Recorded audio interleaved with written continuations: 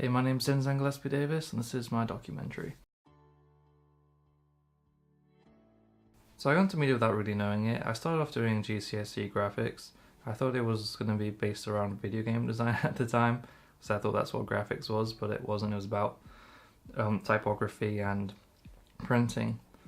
So also when I was in school, I got into YouTube. I started uploading guitar videos.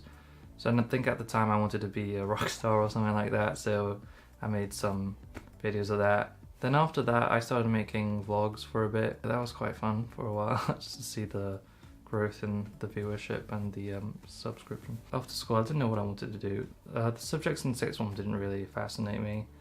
But yeah, my mum showed me this booklet for college, and there was this particular course that interested me, which was media production. So yeah, I thought I'd give that a go. College was one of the best years of my life. I mean, that's where I got to meet a lot of friends, and I got to learn a lot about filming, so that was a good experience for me. So yeah, this is where I filmed Rockstar. But yeah, I remember when I came up with the idea, I could somehow manage to perfectly know what I wanted just by using my mind. And I could just think of the shots I wanted in my head, and then I could do them within the film. So sometimes I kind of have this click where if I can picture a movie, I can do it no problem at all. So it's kind of a cool thing I have from time to time, but quite honestly I barely ever have that skill. So it's quite a shame that it doesn't come around more often. And I remember when I finished editing everything, I showed it to a friend, and then he said, "Oh, you left this shirt on the bed." And I was like, "Oh no, I can't believe it." But you know what, I mean, I think it's, I don't know, an easy thing to, forget if you're an audience and just watching it. But yeah, I think it was my favorite because it was my first film I actually made, and it was about something I loved at the time, and I got to work with my best friend Ivan, so it was just fun because I know if I was gonna make mistakes, I knew he'd be okay with trying things again.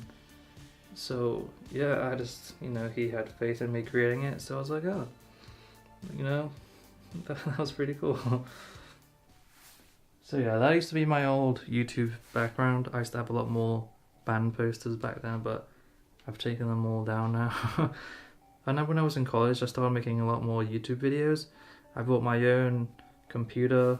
Originally it was meant to be for gaming, but it wasn't good enough for that. And someone gave me Sony Vegas Pro, so I started editing a lot more videos, and it was just like, I was enjoying it a bit more. I was just making, I don't know, vlogs talking about myself, but people for some reason they were enjoying it and watching it, and I managed to grow up to 100 subscribers, and I couldn't believe it at the time. I think this was within like the first year of college. To me, it was just like a big surprise to how my YouTube channel growed, and just how people were actually interested in what I had to say in my videos. It was just an unusual feeling. But yeah, once I hit like over 100 subscribers, I started feeling demotivated to make more videos because, I don't know, I guess the views were dropping a lot more, and I kind of felt like, what happened, like there used to be so many people watching, but as soon as I hit that point, it just kind of died. So I kind of lost my passion for it. So I started making vlogs, and yeah, I just I'm trying to get back into it. Hopefully someday soon. But I think I want to make more videos for sure for my YouTube channel. But we'll just see how that goes for now. Right now I'm in my final year of university. I've definitely learned a lot over the past 3 years. I've learned new softwares and just new things, like new skills.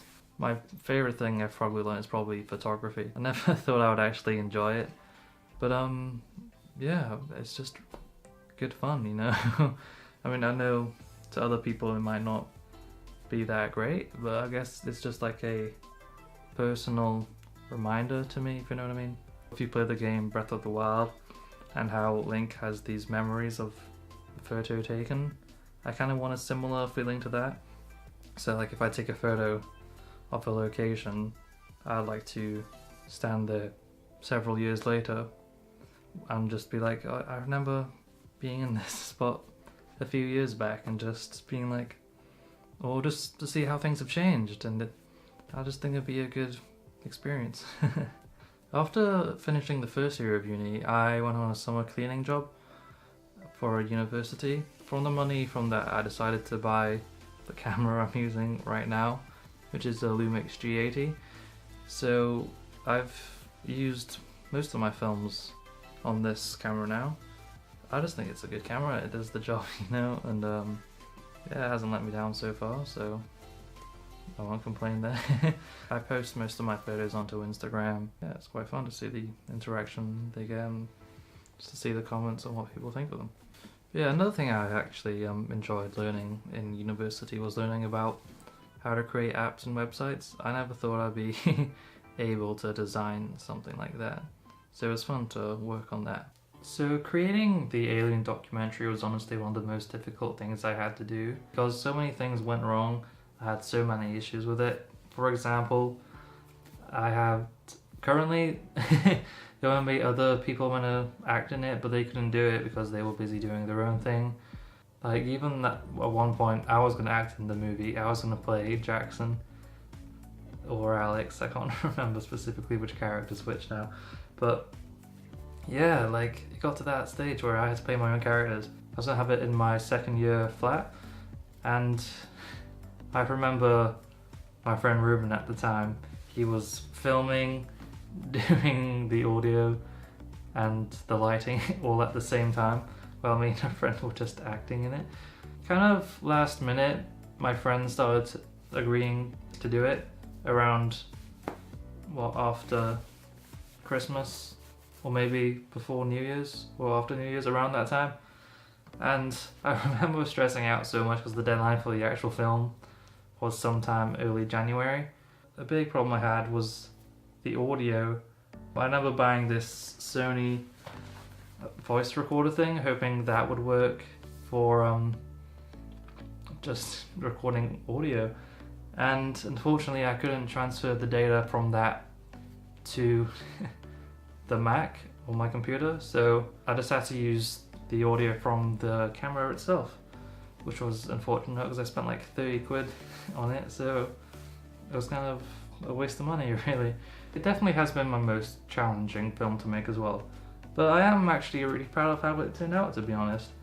I mean, I know a lot of the jokes don't punch, but I don't know, well, it doesn't help that, you know, the actors went off script, so I probably should have been more specific about that, but I was kind of like, I just want to get the film over and done with because I was really rushed at the end, so you know, they were all my best friends really, so I had the best I could do. I was actually glad they could do it in the end, because if it wasn't for them, I don't know who else would. So yeah, I think with this I learned about how to deal with problems and overcome them.